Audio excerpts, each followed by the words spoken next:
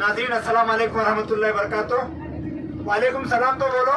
वालेकुम अस्सलाम रहमतुल्लाहि वबरकातुह। हमारे दरमियान मदरसा तहफीजुल कुरान के बानी व मोहतमीम तहफीजुल कुरान मदरसा एक किरूर बदामी ताल्लुके का मदरसा है।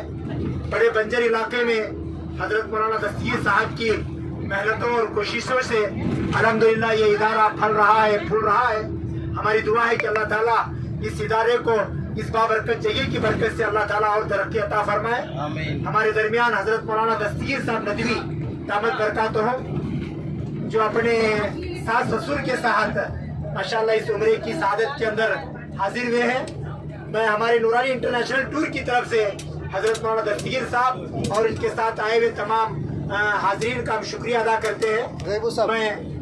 मैं हजरत मौलाना दस्तगीर साहब से गुजारिश करता हूँ कि हमारे नूरानी इंटरनेशनल टूर और हमारे अबू शमा काजी यूट्यूब चैनल को आप तमाम ज़ाहिरीन की मौजूदगी में इस मुक़द्दस सफ़र ताइफ के जरिए से कुछ पैगाम, कुछ मैसेज, कुछ दर्द की बातें, कुछ अपना अपील हमारे सामने रखना चाहते हैं।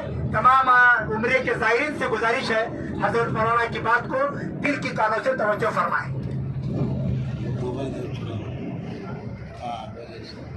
इन्नल हम्दुलिल्लाह,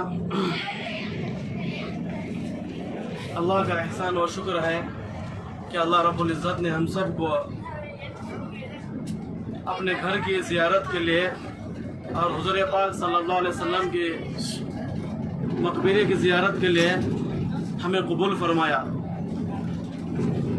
जब अल्लाह ने हमें कबूल फरमाया है तो अल्लाह का शुक्र व एहसान है, अल्लाह का करम है। शायद जब इब्राहीम अलैहिस्सलाम ने, जैसे मौलाना अब्दुल वहाब साहब फरमा रहे थे, जब इब्राहीम अलैहिस्सलाम आवाज़ लगाए, शायद हम भी उसी में नाचिज़ थे कि लब्बैक अल्लाहुम्मा लब्बैक, हमने कहा कि अल्लाह ने हमें कबूल फरमाया। मोहतरम ख़वातीन और हाजियान, बस मैं आपसे ये कहना चाहता हूँ, जब अल्लाह ने हमें कबूल फरमाया है तो हम अल्लाह का शुक्र अदा करें। शुक्र करने का तरीका ये है कि हमें हमारे दरमियान उलमाए किराम मौजूद हैं, हमारी रहबरी कर रहे हैं, तो हमें चाहिए कि यहाँ पर जितने दिन मक्का में रहेंगे, मदीने में रहेंगे, हम हर लम्हा फ़ायदा उठाने की कोशिश करें उलमाए किराम से, और हर काम पूछ कर करें। जैसे हम तवाफ 5 मिनट बंद करो भाई, और मस्जिदों की ज़ियारत के लिए जा रहे हैं या और भी चीज़ों की ज़ियारत के लिए जा रहे हैं, जाने से पहले उसकी अहमियत, उसकी तारीख़, उसकी सीरत के बारे में उलमा से पूछे। वरना क्या होता है, ना इल्मी की वजह से, अब जब जैसे जबल सूर को हमने देखा है, जबल नूर को हमने देखा है, अरफात के मैदान को देखा है, अगर उसकी अहमियत और उसका इल्म और उसकी तारीख़ अगर हमें मालूम होती तो हमें वो देखकर हमारे आंखों से आंसू निकल जाता था, या कम से कम नदामत तो हो जाना चाहिए था कि किस तरह अल्लाह के हबीब मोहम्मद मुस्तफ़ा सल्लल्लाहु अलैहि वसल्लम ने अपने पैरों से चलकर भूख की हालत में, प्यास की शिद्दत में उम्मत के लिए रोए, तड़पे, गिड़गिड़ाए, जिसकी वजह से ये दीन हम तक आसानी के साथ पहुंचा। अब हमें अपने कमरे में, अपने लॉज में जहां पर हम रह रहे हैं, बेहतरीन से बेहतरीन खाना मिल रहा है। ये हुजूर पाक सल्लल्लाहु अलैहि वसल्लम और सहाबा किराम रिज़वानुल्लाह अलैहिम अजमईन के जो उन्होंने तकलीफें उठाए हैं, उसके सदके हमें ये मिल रहा है। समझ लीजिए, हमें अगर कोई एक चीज़ कम पड़ रही है, खाते वक्त या पीते वक्त या कमरे में रहते वक्त किसी चीज़ की हमें कमी महसूस हो रही है, तो हम फ़ौरन शिकायत करना शुरू कर देते हैं कि हमारा निज़ाम सही नहीं है। मोहतरम ख़वातीन और मोहतरम हज़रात, मैं आपसे कहना चाहता हूँ, जितने चीज़ें आप खा रहे हैं, ये तमाम के तमाम हुजूर पाक सल्लल्लाहु अलैहि वसल्लम की तकलीफ़ें और सहाबा इकराम रिज़वानुल्लाह अलैहिम अजमईन के तकलीफ़ों के वसीले से हमें मिला है। आप जानते हैं, बेहतरीन जानते हैं कि हुजूर पाक सल्लल्लाहु अलैहि वसल्लम का घराना कितने भूखों से रहता था, सहाबा कितने दिन तक खाना नहीं खाते थे। खुद आप सल्लल्लाहु अलैहि वसल्लम ने पेट पर पत्थर बांधा है, 2-2 पत्थर बांधा है।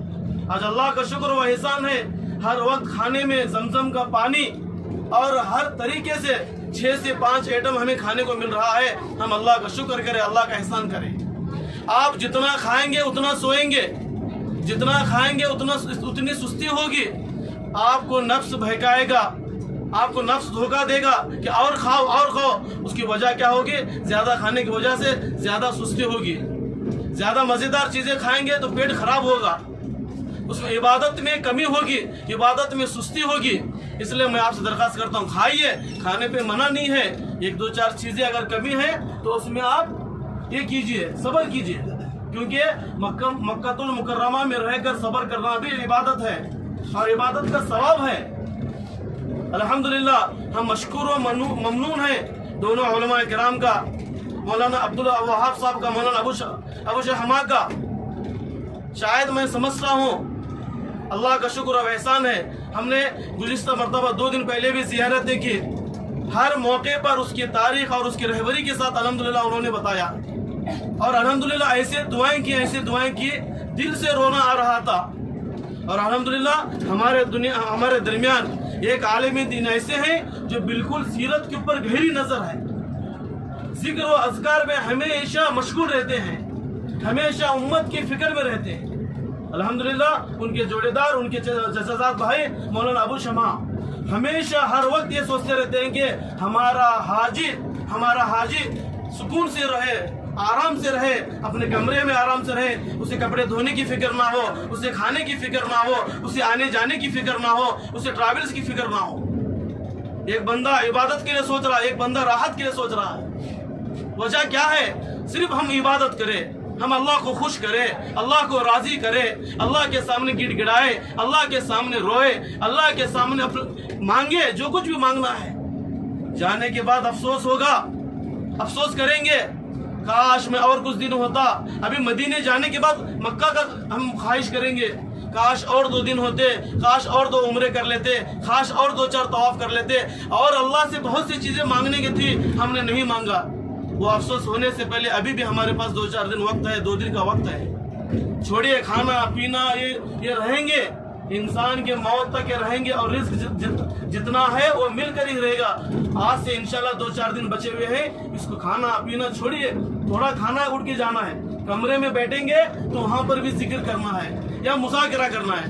ہر کمرے کے اندر الحمدللہ علماء کرام موجود ہیں، اگر کمرے کے اندر موجود نہیں ہے تو آپ کے اگل بغل میں ہیں، آئیے، پوچھئے، زبردست کیجئے۔ ہمیں دونوں علماء ہمیں اس لیے بلائے ہیں، جیسے حافظ رفیق ہیں، حافظ زبیر ہیں، مولوی دستگیر ہیں، یہ ہمیں اسی وجہ سے لائے ہوئے ہیں کہ ہمارے جتنے بھی حاضرین ہیں، حاجیان ہیں، یہ ان سے فائدہ اٹھا سکے۔ مولانا اقبال صاحب ہیں، زبردست عالم دین ہیں اپنے علاقے کے۔ بھائی 4 علماء، یہ 4 اور 2 6 علماء۔